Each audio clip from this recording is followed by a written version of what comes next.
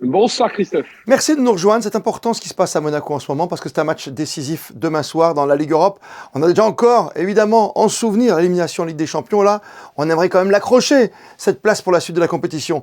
C'est jouable pour vous, c'est compliqué quand même, Ferencváros, hein?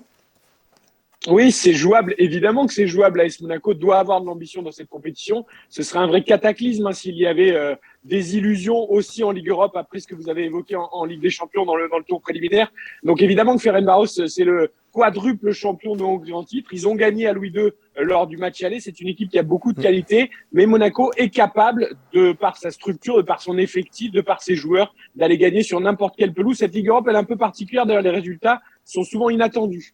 Oui, c'est vrai, mais enfin, quand on regarde tout simplement aujourd'hui le classement, on voit qu'on est quand même derrière. On est derrière Trabzonspor avec 6 points comme nous, comme Monaco. Et devant, tu as quand même Ferencváros qui est leader. Et aller les bouger à la maison, alors qu'ils ont la qualif en poche et la première place, ça va être compliqué.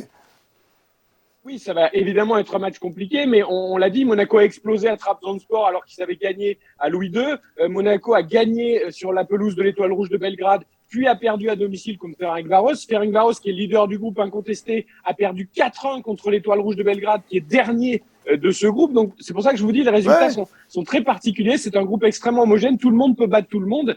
Et c'est vrai que alors, le danger de ce match, c'est qu'en cas de défaite ou de mauvais résultats à Ferencváros, combiné à éventuellement une victoire de Trabzonspor face à l'Étoile Rouge de Belgrade, ça voudrait dire que les deux pourraient s'arranger lors du dernier match pour se qualifier tous les deux et empêcher Monaco, même en cas de victoire contre Belgrade, de se qualifier. Donc, il faut vraiment aller Ouais. chercher un résultat là-bas. Ah, vous avez sorti la calculette, hein, je comprends bien, Eric Silvestro. Quand on regarde la calculette, quand on voit les chiffres s'affolent, 4-3 la semaine dernière, c'était dimanche, évidemment en conclusion de la nouvelle journée de championnat de France contre Lille. Il y avait du spectacle, mais au final, Monaco perd, après surtout une très belle série en Ligue 1.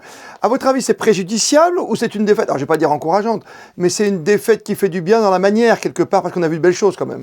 Pas que ce soit une défaite encourageante du tout, Christophe, parce que on s'est tous félicités du scénario de cette rencontre, du spectacle, des 7 buts, de l'intensité en tant qu'amateur de football. Oui. Mais c'était surtout grâce à la prestation de Lille et pas vraiment celle de Monaco. Ça fait 3 matchs, toutes compétitions confondues, sans victoire pour Monaco. Il y a à nouveau un vrai ralentissement dans l'équipe de Philippe Clément. Donc ça devient un petit peu dangereux. On a vu les limites défensives notamment de cette équipe. Donc attention, attention, ils avaient bien redressé la barre. Ça serait dommage de gâcher une partie de la saison avec cette mauvaise série. Oui, et quand on voit en plus le potentiel monégasque avec les internationaux que connaît bien maintenant Didier Deschamps, notamment pour l'équipe de France, hein, on pense à l'axe défensif, il y a matière quand même à se sublimer. Oui, mais on a vu les difficultés de ces joueurs, certes néo-internationaux ou potentiellement néo-internationaux. On sait aussi qu'ils le sont parce qu'il y a eu beaucoup d'absences en équipe de France. Mais un Dizazi, un Badiachil, un Fofana ont été en difficulté à Lille. L'absence de Camara a été préjudiciable. Matarazzo est encore un peu juste pour le très très haut niveau. Vanderson, qui doit enchaîner tous les matchs, manque de jus et on l'a vu, il était en difficulté. Donc je trouve que le déséquilibre de l'effectif monégasque est en train de ressortir un petit peu là. Et il faudrait peut-être penser à certains renforts, à certains postes pour que l'effectif soit plus homogène. Et puis il va falloir aussi restructurer, puisqu'il y a un directeur technique qui s'en va pour Chelsea, par exemple. Ça veut dire que c'est pas le début de la fin pour l'équipe dirigeante en ce moment, mais il y aura peut-être le feu dans la maison en cas d'élimination.